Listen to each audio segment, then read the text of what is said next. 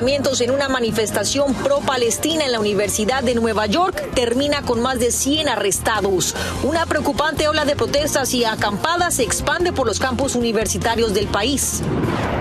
Piden al juez que declare a Donald Trump en desacato. Múltiples violaciones a la orden de silencio en el juicio penal de Nueva York podrían costarle al expresidente una multa o incluso un tiempo tras las rejas. Estados Unidos señala a México por impunidad en crímenes. Informe de Derechos Humanos expone la falta de acción ante homicidios, secuestros y extorsiones, mientras el presidente mexicano denuncia intromisión extranjera.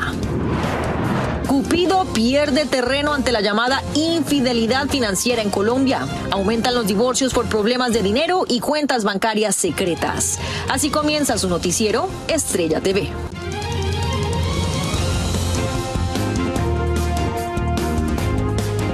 Hola, ¿qué tal? Muy buenas tardes y bienvenidos a su noticiero Estrella TV. Les saluda con muchísimo gusto Nurmila y gracias por su compañía. Se incrementa la tensión en las universidades del país tras las masivas manifestaciones pro-palestinas. Otras 150 personas fueron arrestadas en Nueva York por protagonizar un enfrentamiento con sillas y botellas contra agentes del orden. Alfredo Miranda está en Washington y nos tiene más detalles. Más de 150 personas fueron arrestadas en la Universidad de Nueva York en una ola creciente de protestas pro-palestinas que se extienden por los campus universitarios de todo el país. Los manifestantes exigen un alto a la guerra y las muertes en Gaza. Estamos aquí para exigir que la universidad se aleje de las corporaciones armamentistas y de la ocupación israelí. Se trata de preservar la vida y defender las vidas palestinas que están bajo ataque en este momento. Los arrestos se produjeron días después de similares acciones en la Universidad de Columbia, donde por séptimo día continúan las movilizaciones. Las protestas se han extendido a otras universidades, incluida la Universidad de Yale y la Universidad de Michigan. En esta última se ha establecido un campamento de protesta pro-palestino. Es un mensaje unificado que está pidiendo un alto al genocidio, un alto a la ocupación y al trato infrahumano. Estas protestas de los mejores y más brillantes estudiantes de las instituciones universitarias es una señal del creciente giro en la opinión. Los organizadores han convocado a los estudiantes a abandonar las clases y dirigirse al Parque Washington Square en Manhattan para reflexionar, informar y elaborar estrategias. Según expertos, los movimientos de estudiantes universitarios han marcado épocas en la historia. No olvidemos que son las universidades donde surgen esos movimientos y la voz del estudiante y la voz de las universidades tiene mucho peso en el tipo de conflictos que se generan en el mundo, pues la universidad es un baluarte en ese sentido. En la medida en que las tensiones aumentan en los campuses universitarios, algunas universidades han convocado a tomar clases en línea por la seguridad de estudiantes judíos que se sienten vulnerables ante lo que algunas autoridades califican de incremento del antisemitismo, lo que para algunos es solo una etiqueta contra la crítica a Israel. Obviamente de que es una etiqueta porque el gobierno israelita está tratando de justificar aquello en respuesta a los ataques del 7 de octubre. Y sin duda que ha sido una respuesta que ha ido más allá de la simple defensa. Por lo que vemos y por los resultados no podemos calificar el hecho de otra manera. Influyentes billonarios piden la renuncia de la presidenta de la Universidad de Columbia. El propietario de los New England Patriots dijo que retiraría su apoyo financiero a la universidad por las protestas anti-israelíes en el campus. Desde Washington, Alfredo Miranda, Noticias Estrella TV. Gracias, Alfredo. De hecho, sigue avanzando en el Senado el proyecto de ley con el presupuesto de ayuda para Israel, Ucrania y Taiwán. Además de la medida que podría forzar la venta o prohibición de TikTok. Con 80 votos a favor y 19 en contra, el Senado limitó el debate del paquete de ayuda de $95 mil millones para someterlo a aprobación final, tan pronto como la noche de este martes, y posteriormente mandarlo al escritorio del presidente Biden en el transcurso de la semana. Seguimos con el juicio penal en Nueva York contra Donald Trump. En la audiencia de hoy, un testigo clave subió al estrado. Además, el juez valorará penalidades contra el expresidente por violar la orden de mordaza que se le impuso. Ángela González está en la Gran Manzana con todos los detalles de este sexto día en la Corte. En el sexto día de juicio penal a Donald Trump, el primer testigo en su contra, el exdirector del tabloide National Enquirer, David Pecker, continúa en el estrado. Él testificó sobre el nivel de comunicación que tenía con Trump y las consultas a través de su entonces abogado Michael Cohen para publicar o no publicar una historia que pudiera lesionar la imagen para su candidatura presidencial de 2016, como sucedió con la historia de la exmodelo de Playboy Karen McDougal, a quien compraron su historia para que no viera la luz pública sobre un supuesto romance con Trump. A su llegada al tribunal, Trump se centró en hacer campaña. Pennsylvania, and we hope the people get out there and vote. It's important to vote to let them know that we're coming on November 5th. We're coming big. Today is preliminary, but still it's very important. And maybe they'll think also about a very good person who's running for the Senate in Pennsylvania, Dave McCormick. En la sesión de este martes, el juez Juan Merchan dijo que las publicaciones de Trump, al menos 10 en contra de testigos y el proceso, podrían ser una amenaza para el caso. El expresidente podría enfrentar una multa de $1,000 por cada vez que quebrantó la ley de silencio. En caso extremo, el juez podría imponer encarcelamientos si continúa desafiante. A su salida del tribunal, Trump dijo que la orden de silencio es inconstitucional. Which to me is totally unconstitutional. I'm not allowed to talk, but people are allowed to talk about me.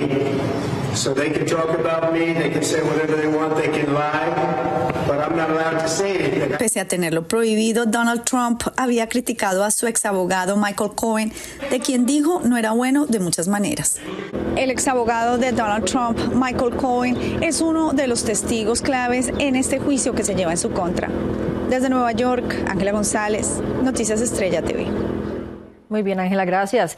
Y por otra parte, el presidente Joe Biden participó hoy en un evento de campaña en Tampa, Florida. Aquí atacó la prohibición del aborto a las 6 semanas de embarazo. Es una medida que entrará en vigor este 1 de mayo. Biden busca defender el derecho reproductivo de las mujeres como una estrategia para ganar el estado clave que perdió por más de 3 puntos porcentuales frente a Donald Trump en las pasadas elecciones. Nos vamos con esta noticia que llena de esperanza a miles de indocumentados que entraron al país sin una visa o han usado documentación falsa y ahora están casados con ciudadanos estadounidenses.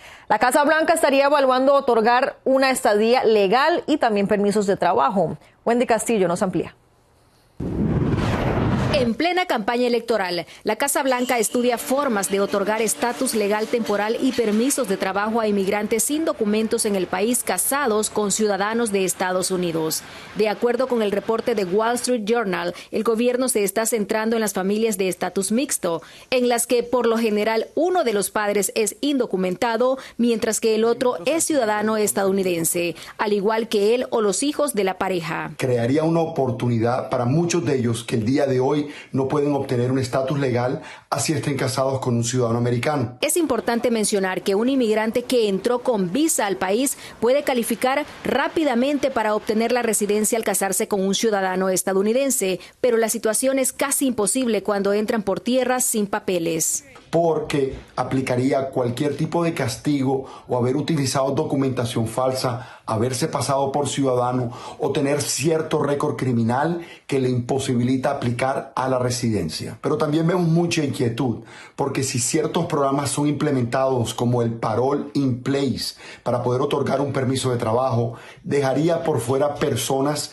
que entraron con visa y solamente ayudarían a personas que entraron de forma indocumentada. Pero muchos activistas afirman que esta medida no es suficiente. Quisiéramos ver algo más amplio, algo que también contemple no solamente a las personas que están casadas con ciudadanos estadounidenses, pero también a todas las personas que no tienen esa protección porque se encuentran sin documentación en este país. Finalmente, el reporte señala que sea cual sea la decisión que se tome, solo sería aplicable para los cónyuges que hayan estado casados con ciudadanos estadounidenses durante al menos 5 o 10 años. La estimación es que podrían calificar menos de 700,000 personas y no el más de 1,5 millones de inmigrantes indocumentados que se encuentran en el país casados con ciudadanos estadounidenses. Wendy Castillo, Noticias, Estrella TV. Gracias, Wendy. En Arizona, un juez declaró nulo el juicio al ranchero George Allen Kelly, quien se le acusará de matar a tiros en enero del año pasado a Gabriel Cuenbuitimea, un inmigrante mexicano que cruzaba su propiedad. Kelly, quien enfrentaba cargos de agresión agravada y homicidio involuntario, fue puesto en libertad luego de que el jurado no pudiera llegar a una decisión unánime después de 2 días de deliberaciones. Y el Departamento de Justicia anunció este martes un acuerdo de casi $139 millones a las víctimas de agresión sexual por parte del doctor deportivo Larry Nassar. Esto después de cientos de demandas impuestas al FBI por el mal manejo de las acusaciones que permitieron que el doctor siguiera abusando de sus víctimas por más de un año antes de que fuera arrestado. Y un caso de Starbucks llega hasta la Corte Suprema de Justicia. La compañía había despedido a 7 empleados en Memphis, Tennessee, cuando trataban de sindicalizarse. Pero una agencia federal que protege a los empleados obtuvo una orden judicial que obligaba a recontratarlos. Starbucks busca que los jueces limiten el poder del gobierno en estos casos. Y la decisión tendrá repercusiones en los esfuerzos de la organización laboral en todo el país, además de todo tipo de industrias. Es momento de nuestra primera pausa, pero no se mueva, tenemos más en minutos. Estados Unidos arremete contra México por su flexibilidad ante el crimen. También se cumple 100 días del mandato del presidente de Guatemala, Bernardo Arévalo. Sus críticos afirman falta de contundencia en su gestión. Tragedia en Malasia. Impresionante choque de helicópteros en pleno acto militar deja múltiples muertos. Esto y más al volver. Estamos de regreso con más y en el reporte anual de derechos humanos, Estados Unidos reprendió a México por no enjuiciar a criminales y no mostrar cambios significativos en el tema de derechos humanos. Víctor Blázquez, desde Ciudad de México, nos dice cuál fue la respuesta del presidente mexicano. Vamos a ver. México recibió críticas por parte de Estados Unidos al dejar de investigar y enjuiciar delitos como el homicidio, los secuestros, las extorsiones, la trata de personas y la tortura principalmente. Así se expuso en el informe del Departamento de Estado de Derechos Humanos. Pero el presidente López Obrador lo rechazó. Y ellos situándose como los jueces del mundo. Nosotros somos respetuosos con ellos. Ellos deberían de ser respetuosos con nosotros. También se analizaron temas como las ejecuciones extrajudiciales y el combate al narcotráfico, cuando se registran incrementos en los casos de persecución a solicitantes de asilo y a migrantes para secuestrarlos o llevarlos a las filas de los grupos delictivos. El mismo Alejandro Encinas, cuando fue subsecretario de Gobernación, reconoció esos niveles de impunidad. En este país no se castiga a más que muy poca gente, sobre todo los que no tienen recursos. Todos los trámites son con mochadas. El estudio norteamericano concluye en que no han ocurrido cambios significativos en el cuidado de los derechos humanos y en la impartición de justicia en los últimos 5 años y medio. La gente coincide con parte del informe presentado. Dentro de su gobierno existe la corrupción y que no han tratado de poderla combatir. No se está también combatiendo la corrupción. Ya ve cuántos secuestros estamos viviendo. Para mí, peor. Cabe destacar que estudios de organizaciones civiles como Impunidad Cero estiman que poco menos del 98% de los delitos no son resueltos por las autoridades. En Ciudad de México, Víctor Blázquez, Noticias, Estrella TV. Víctor, muchas gracias. Seguimos en México porque la Cámara de Diputados aprobó la creación del Fondo de Pensiones para el Bienestar. La votación tuvo 252 votos a favor, 212 en contra y 4 abstenciones. Este fondo, impulsado por el Partido Morena y el gobierno de Andrés Manuel López Obrador, busca garantizar jubilaciones del 100% a trabajadores con un monto máximo cercano a los 17,000 pesos, que es un poco más de $1,000. El proyecto ahora va rumbo al Senado para su aprobación final. Y los mexicanos en el extranjero tendrán 3 opciones para votar en las próximas elecciones generales. Está vía postal, electrónica y presencial. La Secretaría de Relaciones Exteriores anunció que habrá 23 casillas para el voto presencial en 20 ciudades de Estados Unidos y 3 en otras partes del mundo. En Estados Unidos, por ejemplo, las sedes estarán en las ciudades que están viendo en pantalla, entre ellas donde hay más presencia de la comunidad mexicana del país. Por eso mencionamos Atlanta, Chicago, Dallas, Houston, Los Ángeles, Nueva York y San Diego, entre otras más. Pero también habrá otra oportunidad de votar para aquellos que están en otras partes del mundo, como por ejemplo Montreal en Canadá, París en Francia y Madrid en España. Como pueden ver, tienen muy buenas opciones. Nos vamos a Guatemala porque el presidente Bernardo Arévalo entregó su primer informe de los 100 días en el poder. José Flores está allí y nos informa cuál es el balance y cómo ha avanzado en su lucha contra la corrupción. Bernardo Arévalo cumplió este martes sus primeros 100 días como presidente de Guatemala, tiempo en el cual ha proyectado sus intenciones por combatir la corrupción, pero hasta el momento no ha podido cumplir sus ofrecimientos, ya que la oposición y otros funcionarios públicos del país le han puesto muchas barreras para que pueda desarrollar su trabajo. Y estamos caminando entre trampas y precipicios, pero estamos navegando con la cautela necesaria y con la certeza de que vamos en dirección a tierra firme, lejos del pantano de la corrupción. Que no ha habido la voluntad política clara, fuerte, contundente, en la cual pues el gobierno guatemalteco pueda empezar a poner orden y sobre todo a combatir la corrupción y la impunidad. A pesar de que no ha logrado combatir la corrupción en un país que ocupa el puesto 154 entre 180 en el ranking de este flagelo, varios pobladores aún le dan el beneficio de la duda al mandatario. 4 años no alcanzan tampoco, pero pues tenemos la esperanza de que pueda pues, ya empezar a tomar decisiones claves, ¿no? Jenny, quien es una comerciante de frutas en un mercado, tiene esperanza de que el presidente Bernardo Arévalo pueda revertir el difícil momento que vive el país. Sí, mejor futuro es lo que todos los guatemaltecos esperamos con él. Muchos guatemaltecos aún confían en el trabajo que pueda realizar el presidente Bernardo Arévalo, pero le exigen que tenga firmeza al momento de tomar decisiones importantes para el país en el aspecto de seguridad y en la economía. En Guatemala, José Flores, Noticias Estrella TV. Bueno, gracias, José. En Malasia, 10 personas murieron en un aparatoso choque de 2 helicópteros. El accidente sucedió durante el ensayo de un acto para la celebración del Día de la Marina, cuando las 2 aeronaves colisionaron sobre una base militar. Lamentablemente se confirmó la muerte en el lugar de 7 y 3 tripulantes respectivamente. Qué horrible tragedia. Nos vamos a otra pausa, pero no se mueva, tenemos más en cuestión de minutos y les cuento de parejas en alerta por la alza de divorcios en Colombia. Le diremos cuál es el principal motivo. Y un enorme intruso interrumpe las operaciones de pista de la Fuerza Aérea en la Florida. Al volver, más detalles. Ya estamos de regreso y vamos con esta interesante noticia. En Colombia están aumentando los divorcios a un ritmo récord por la llamada infidelidad financiera. Al parecer, cada vez son más las parejas que prefieren separarse en vez de discrepar con el manejo del dinero. Carolina Gómez nos amplía.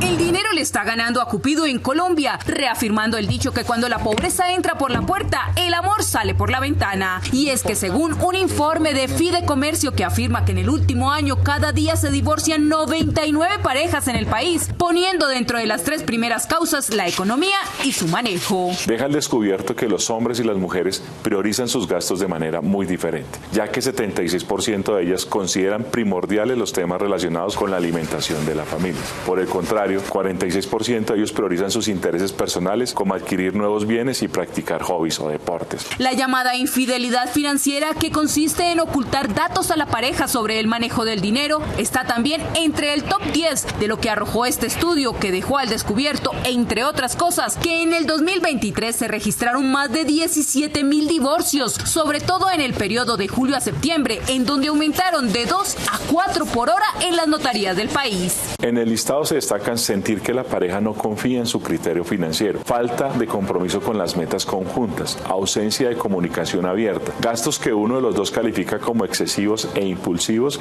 y carencia de planificación financiera. Pero con lo que no contaron fue lo que dejó al descubierto el Departamento de Prosperidad Social, que afirma que más de 20,000 mujeres echaron a sus esposos para poder recibir el subsidio del Estado. Hemos encontrado casos muy, pues yo digo simpáticos, pero dicientes de la necesidad de la gente, y es que hay mujeres que son casadas y no clasifican, entonces echan al marido. Parece que cada vez es menos frecuente y vivieron felices, y más hasta que el dinero los separe. Pero según expertos se deben tener metas de ahorro más reales a cada pareja y en familia, hablar sobre los gastos, las deudas y prioridades. En Bogotá, Colombia, Carolina Gómez para Noticias Estrella TV.